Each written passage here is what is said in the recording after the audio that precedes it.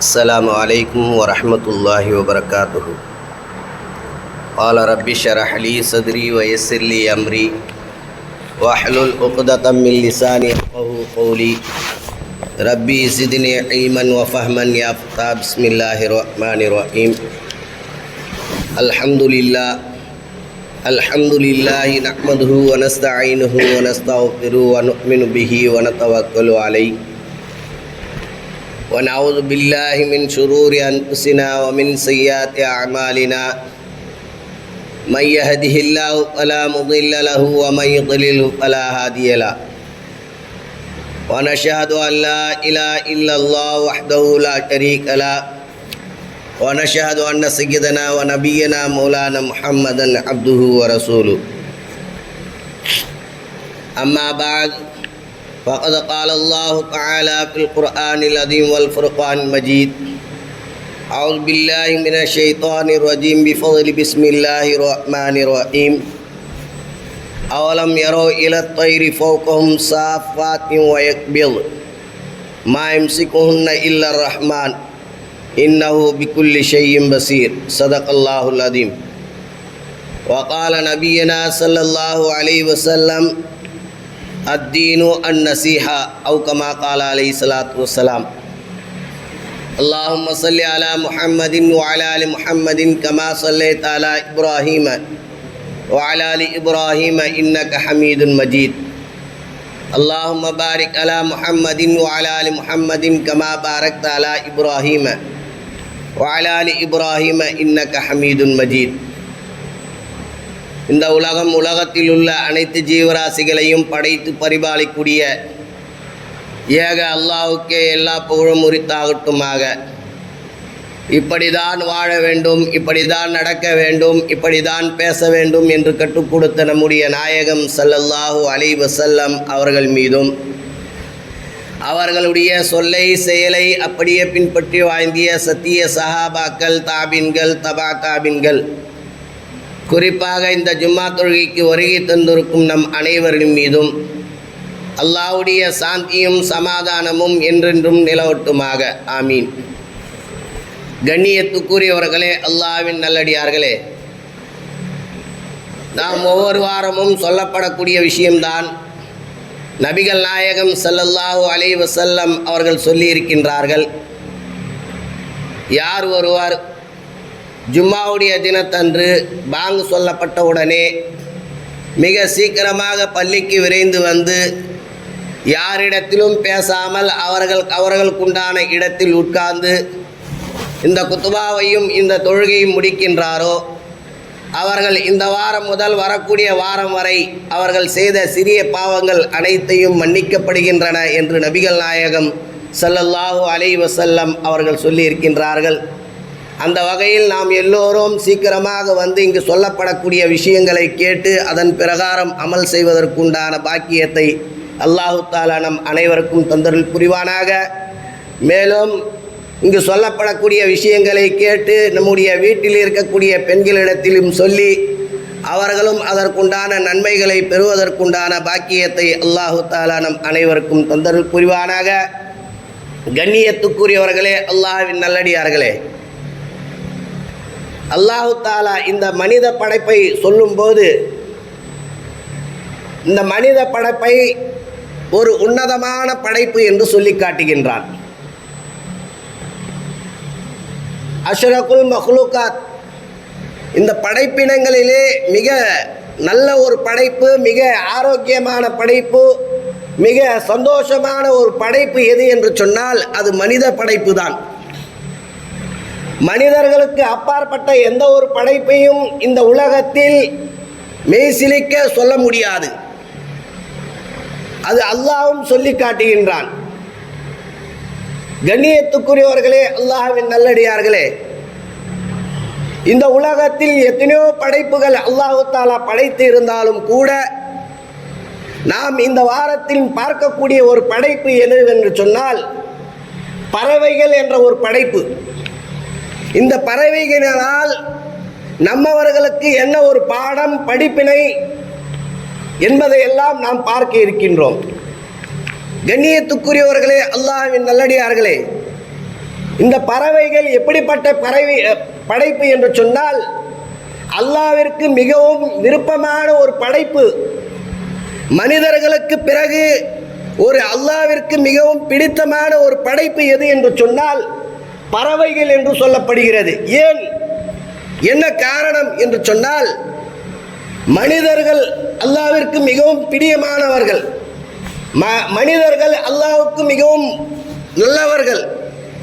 அதுபோல ஒரு படைப்பு உலகத்தில் இருக்கிறது என்று சொன்னால் அது பறவைகள் படைப்பு என்று சொல்லி காட்டுகின்றார்கள். எப்படி அது சிறப்புக்குரிய ஆகின்றது என்று சொன்னால், இந்த உலகத்தில் வானத்தில் இருக்கக்கூடியவதையும் பூமியில் இருக்கக்கூடியவதையும் அனைத்தையுமே அல்லாஹ்விற்கு தஸ்பீஹ் செய்கின்றன. அந்த தஸ்பீஹ் செய்கின்ற ஒரு முதல் படைப்பு எது என்று சொன்னால் பறவை இனங்கள் என்று சொல்லப்படுகின்றது. அப்படிப்பட்ட பறவை இனங்களை பற்றி இன்றைய ஆராய்ச்சியாளர்கள் அவர்கள் ஆராய்ச்சி செய்கின்றார்கள்.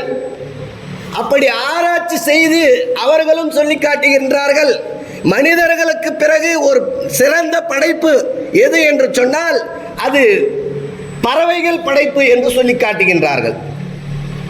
கண்ணியத்துக்குரியவர்களே, அல்லாஹ்வின் நல்லடியார்களே, இப்படி இந்த பறவை படைப்பு வைத்து மனிதர்களுக்கு என்ன பாடம் என்று சொன்னால், முதலாக இந்த உலகத்தில் மனித இனத்தை படைத்த, அதற்கு பிறகு மனித இனத்தை படைத்து அந்த மனித இனத்தை 2 பேர் சண்டை போடுகின்றார்கள்.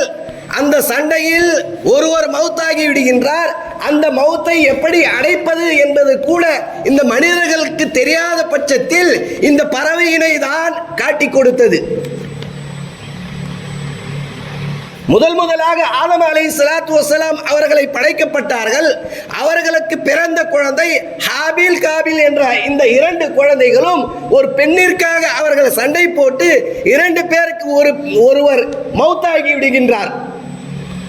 அப்படி மௌத்தாகும் போது இதை எப்படி அடக்குவது, எப்படி என்ன செய்வது என்று தெரியாமல் அவர்கள் முழுக்கிக் கொண்டிருக்கும் போது அப்போதுதான் அல்லாஹு தஆலா ஒரு காகத்தை அனுப்புகின்றான்.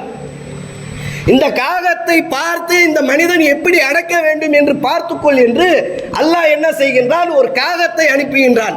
அந்த காகம் என்ன செய்கிறது, உலகத்தில் பூமியில் அதை தோண்டுகிறது. அதனுடைய நகத்தால் தோண்டியது. இதை பார்த்த மனிதன் என்ன செய்கின்றான், இப்படிதான் இந்த மனிதனை அடக்க வேண்டும் என்று அவன் புரிந்து கொண்டு என்ன செய்கின்றான், அவன் அடக்கம் செய்கின்றான் என்று வரலாறு இருக்கின்றது. கண்ணியத்துக்குரியவர்களே, அல்லாஹ்வின் நல்லடியார்களே, உலகத்தில் எந்த ஒரு படைப்பை எடுத்துக்கொண்டாலும் மனிதர்களுக்கு ஒரு பாடமாகவும் படிப்பினையாகவும் தான் படைத்திருக்கின்றான். கண்ணியத்துக்குரியவர்களே, அல்லாஹ்வின் நல்லடியார்களே, அப்ப இந்த பறவைகளால் நம்மவர்களுக்கு பாடங்கள் என்ன, படிப்பினை என்ன என்று சொன்னால், இந்த அளவிற்கு அவர்கள் ஒவ்வொரு சம்பவத்தை எடுத்துக்கொண்டாலும் நம்மவர்களுக்கு பாடங்கள் படிப்பினைகள் அதிகமாக தான் இருந்து கொண்டிருக்கின்றன. அதற்கு பிறகு நபி தாவூத் அலைஹிஸ்ஸலாத்து வஸ்ஸலாம் அவர்களுடைய தஸ்பீஹ் முதலாக யார் செய்தார்கள் என்று சொன்னால் இந்த பறவை இனங்கள் தான் என்று சொல்லி காட்டுகின்றது.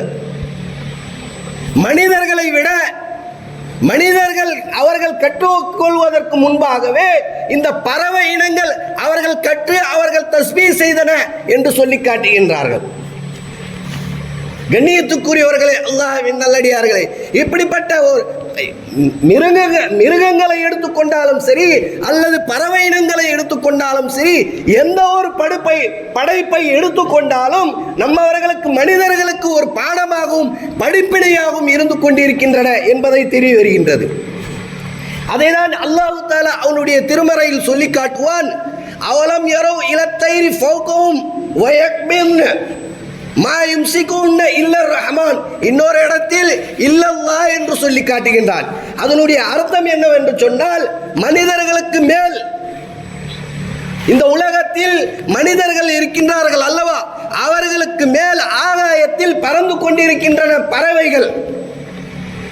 இந்த பறவைகளை கீழே விழாமல் பாதுகாத்துக் கொள்வது அல்லாஹ் தான். இதை இந்த மனிதர்கள் பார்க்கவில்லையா என்று அல்லாஹ் தஆலா அவனுடைய திருமறையில் சொல்லி காட்டுகின்றான். இந்த பறவை இனத்தை பார்த்துதான் விஞ்ஞானிகள் அவர்கள் ஹெலிகாப்டர்கள், பிளேன்கள் இதையெல்லாம் செய்தார்கள் என்று வரலாறு இருக்கின்றது. நம்முடைய குர்ஆனுடைய வசனத்தை வைத்துதான் அவர்கள் இதையெல்லாம் செய்து காட்டினார்கள் என்றெல்லாம் வரலாறு இருக்கின்றது.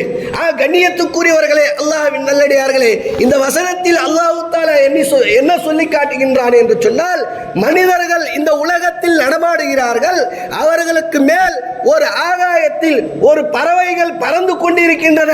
அந்த பறவைகளை கீழே விழாமல் பாதுகாத்துக் கொள்வது யார் என்று சொன்னால் அது நான் தான். இல்லல்லாஹ், அல்லாஹ்வாக இருக்கின்றான். அல்லாஹ்வை தவிர வேறு யாரும் இல்லை. அது மட்டுமல்லாமல் இன்னும் சொல்லி காட்டுவான், இன்னஹு பிகுல்லி ஷைஇன் பஸீர், நிச்சயமாக அல்லாஹ் தஆலா இதில் பல அத்தாட்சிகள் உள்ளன என்று சொல்லி காட்டுகின்றான். கண்ணியத்துக்குரியவர்களே, அல்லாஹ்வின் நல்லடியார்களே, அப்படி எந்த ஒரு படைப்பை எடுத்துக்கொண்டாலும் அல்லாஹ் தஆலா நம்மவர்களுக்கு ஒரு பாடங்களும் படிப்பினைகளும் ஆக்குவதற்காக தான் பல அத்தாட்சிகள் இந்த உலகத்திலே காட்டி தந்திருக்கின்றான். நபி இப்ராஹிம் அலைஹிஸ்ஸலாத்து வஸ்ஸலாம் அவர்களை எடுத்துக்கொண்ட அவர்களுடைய சம்பவத்தை எடுத்துக்கொண்டாலும், அவர்களுடைய சம்பவத்தை எடுத்துக்கொண்டாலும் நம்மவர்களுக்கு பாடங்களும் படிப்பினைகளும் அதிகமாக பெறுகின்றன. நபி இப்ராஹிம் அலைஹிஸ்ஸலாத்து வஸ்ஸலாம் அவர்கள் அல்லாஹ்விடத்தில் கேட்கின்றார்கள், யா அல்லாஹ், ரப்பி இன்னி கைஃப துஹ்யில் மௌதா. நபி இப்ராஹிம் அலைஹிஸ்ஸலாத்து வஸ்ஸலாம் அவர்கள் அல்லாஹ்விடத்தில் ஒரு கேள்வியை கேட்கின்றார்கள். என்ன கேள்வி என்று சொன்னால், யா அல்லாஹ், இந்த உலகத்தில் படைத்த அனைத்து படைப்புகளும் நீ மௌத்தாக்கி விடுவாய். அனைத்து படைப்புகளும் மௌத்தாகி விடுவாய். ஆனால் அதற்கு பிறகு நீ எழுப்புவாய் என்று சொல்கின்றாயே, எப்படி என்று நபி இப்ராஹிம் அலைஹிஸ்ஸலாத்து வஸ்ஸலாம் அவர்கள் அல்லாஹ்விடத்தில் ஒரு கேள்வி கேட்கின்றார்கள். அப்போது அல்லாஹ் சொன்னான், நீங்கள் என்னை நம்பவில்லையா? நீங்கள் இந்த உலகத்தில் எத்தனையோ படைப்புகள் படைத்திருக்கின்றேன், இதையெல்லாம் எப்படி தாங்கிக் கொண்டிருக்கின்றன, இதையெல்லாம் பார்த்து உங்களுக்கு நம்பிக்கை வரவில்லையா என்று அல்லாஹ் தஆலா நபி இப்ராஹிம் அலைஹிஸ்ஸலாத்து வஸ்ஸலாம் அவர்களை பார்த்து கேட்கின்றான். அப்போது நபி இப்ராஹிம் அலைஹிஸ்ஸலாம் அவர்கள் சொல்லி காட்டுகின்றார்கள், யா அல்லாஹ், நம்பிக்கை இல்லை என்று இல்லை. நம்பிக்கை உன் மீது அளவு கடந்த நம்பிக்கை இருக்கின்றன.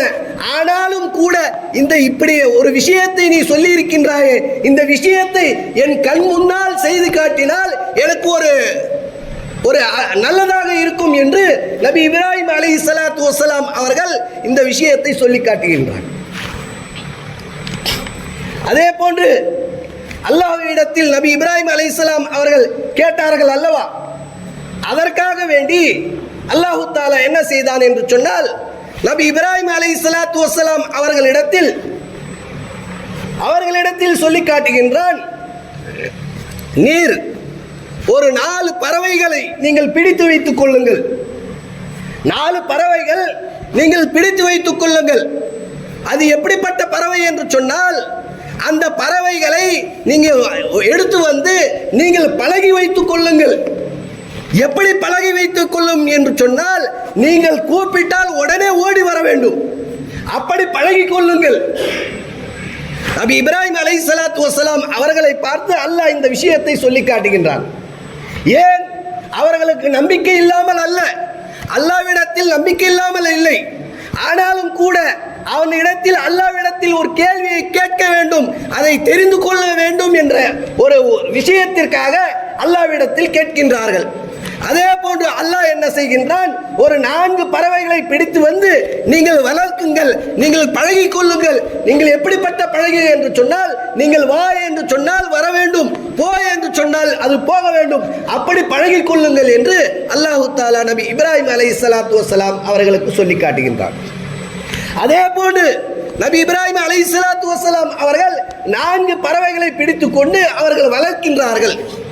வளர்த்து கொஞ்ச நாளைக்கு பிறகு அல்லாஹ் என்ன செய்தான், இந்த 4 பறவைகளை அறுத்து விடுங்கள், இந்த 4 பறவைகளையும் அறுத்து விடுங்கள் என்று சொல்லுகின்றான். அறுத்துவிட்டு இந்த 4 பறவைகளையும் அறுத்துவிட்டு 4 மலைகளில் நீங்கள் கொண்டு போய் வையுங்கள். அந்த 4 பறவைகளினுடைய இறைச்சி ஒவ்வொன்றாக அல்ல, அந்த 4 பறவைகளுடைய இறைச்சி ஒரே இடத்தில் வைத்து கலைக்க வேண்டும். கலைத்து ஒவ்வொரு மலையின் மீது கொஞ்சம் கொஞ்சமாக வைத்துவிட்டு வாருங்கள் என்று சொல்லி காட்டுகின்றார். அதே போன்று நபி இப்ராஹிம் அலைஹிஸ்ஸலாம் அவர்கள் அந்த 4 பறவைகளும் அறுத்து அவர்களுடைய அந்த இறைச்சியை ஒட்டுமொத்தமாக கலக்கி ஒவ்வொரு மலையின் மீது வைத்துவிட்டு வந்து விடுகிறார்கள். அதே போல் வந்த பிறகு நபி இப்ராஹிம் அலைஹிஸ்ஸலாத்து வஸ்ஸலாம் அவர்களை பார்த்து அல்லாஹ் சொன்னான், அந்த பறவைகளை நீங்கள் கூப்பிடுங்கள். அந்த மலைகள் மேலே வைத்தீர்கள் அல்லவா, அந்த பறவைகளை பார்த்து நீங்கள் கூப்பிடுங்கள், அது வரும் என்று சொல்லி காட்டுகின்றான். அதே போன்று நபி இப்ராஹிம் அலைஹிஸ்ஸலாத்து வஸ்ஸலாம் அவர்கள் அந்த பறவைகளை கூப்பிட்டார்கள். அதே போன்று தன்னுடைய முதலில் எப்படி இருந்ததோ அதே போன்று ஒரு தோற்றத்தை அமைத்து கொண்டு அந்த பறவைகள் ஓடி வந்தன என்று வரலாறு இருக்கின்றது.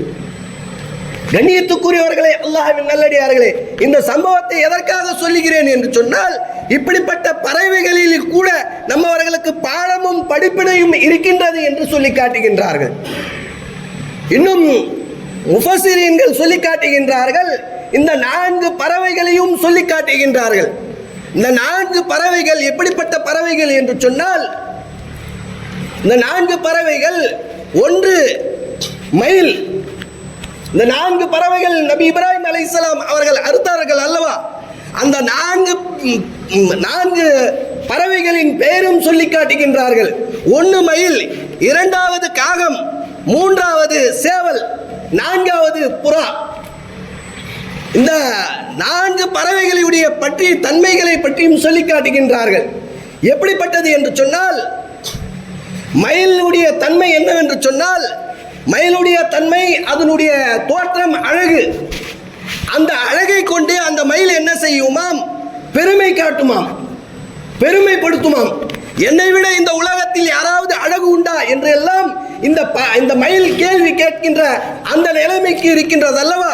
அந்த மயிலையுடைய அந்த பெருமையை அறுத்து வேண்டும் அவர்கள் அறுத்தார்கள். நபி இப்ராஹிம் அலைஹிஸ்ஸலாம் அவர்கள் அறுத்தார்கள் அல்லவா, அதே போன்று இந்த மயிலுடைய பெருமையை எப்படி அறுத்தார்களோ அதே போன்று நம்முடைய உள்ளத்தில் இருக்கக்கூடிய பெருமை, அகம்பாவம், இதையெல்லாம் அழிக்க வேண்டும், அறுத்து வேரோடு அறுக்க வேண்டும் என்பதை இந்த வரலாறுகளில் சொல்லி காட்டுகின்றார்கள். அதே போன்று இரண்டாவது காகம். அந்த காகத்தினுடைய தன்மை என்னவென்று சொன்னால் பேராசை. அந்த காகத்தினுடைய தன்மை என்ன என்று சொன்னால் பேராசை. எப்படி பேராசை? இந்த இடத்தில் நாம் ஏதாவது போட்டோம் என்று சொன்னால் அதை திங்கும், வேற ஒரு இடத்தில் ஏதாவது இருக்கிறது என்று சொன்னால் அங்கேயும் போய் திங்கும். இப்படி ஒவ்வொரு இடத்திலும் ஒவ்வொரு, அதற்கு பத்தாது அல்ஹம்துலில்லாஹ் என்று சொல்லவே வராது அந்த காகத்துக்கு.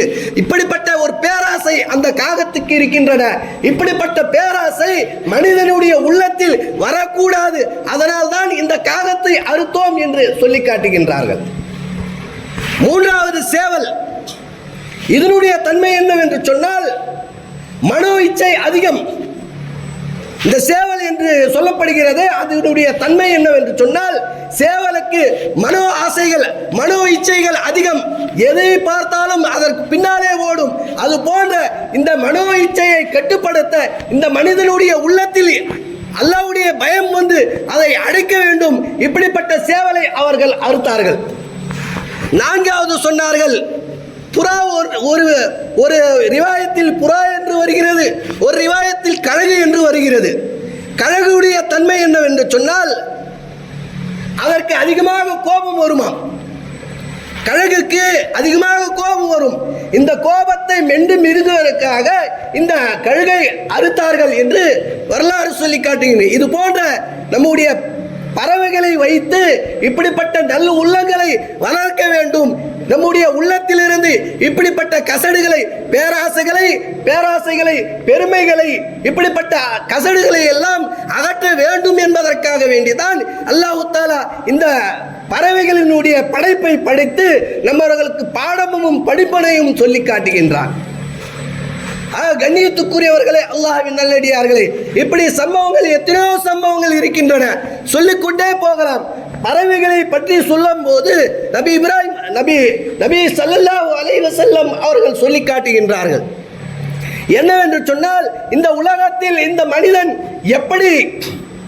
இந்த உலகத்தில் மனிதனுக்கு எப்படி ஒரு படைப்பு இருக்கின்றதோ அதே போன்று இந்த மிருகங்கள், அதாவது பறவைகளுக்கும் ஒரு படைப்பு இருக்கின்றன என்று சொல்லி காட்டுகின்றார்கள்.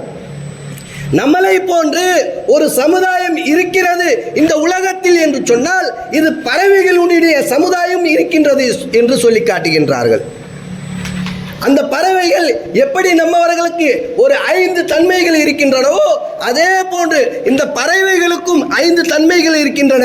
1 படைக்குதல், 2வது மவுத்தாக்குதல், 3வது ரிசக் அளித்தல், 4வது மீண்டும் எழுப்புதல், 5வது விசாரணை பெறுதல் என்றெல்லாம் நம்மவர்களுக்கு மனிதனுடைய படைப்புக்கு எப்படி இருக்கின்றதோ அதே போன்று இந்த மிருக படைப்புக்கும் இந்த பறவை படைப்புக்கும் இருக்கின்றது என்று சொல்லி காட்டுகின்றார்கள் நபிகள் நாயகம் ஸல்லல்லாஹு அலைஹி வஸல்லம். கண்ணியத்துக்குரியவர்களே, அல்லாஹ்வின் நல்லடியார்களே, நபி ஸல்லல்லாஹு அலைஹி வஸல்லம் அவர்கள் அல்லாஹ் தஆலா இந்த உலகத்தில் மனிதனுடைய படைப்பை விட வேற எந்த ஒரு படைப்பும் அழகானதல்ல, ஆழமானதல்ல என்று சொல்லி காட்டினாலே, அதே போன்று இந்த பறவைகளும் அழகானவர்கள் என்று எல்லாம் நபிகள் நாயகம் ஸல்லல்லாஹு அலைஹி வஸல்லம் அவர்கள் காட்டித் தருகிறார்கள். கண்ணியத்துக்குரியவர்களே, அல்லாஹ்வின் நல்லடியார்களே, இதனால் நாம் என்ன செய்ய வேண்டும் என்று சொன்னால், இதனுடைய பாடங்களும் படிப்பினைகளும் நாம் பெற வேண்டும் என்பதற்காக வேண்டிதான் இப்படிப்பட்ட சம்பவங்களை சொல்லித் தருகின்றார்கள். கண்ணியத்துக்குரியவர்களே, அல்லாஹ்வின் நல்லடியார்களே, இப்படிப்பட்ட சம்பவங்களை பயன்பட்டு நாம் அதற்காக வேண்டி அதன் பிரகாரம் நடப்பதற்கு வல்ல ரஹ்மான் அனைவருக்கும் தௌஃபீக் செய்வானாக. ஆமீன். வாஹிரு தாவானா அல்ஹம்துலில்லாஹி ரப்பில் ஆலமீன். அஸ்ஸலாமு அலைக்கும் வரஹ்மத்துல்லாஹி வபரகாத்துஹு.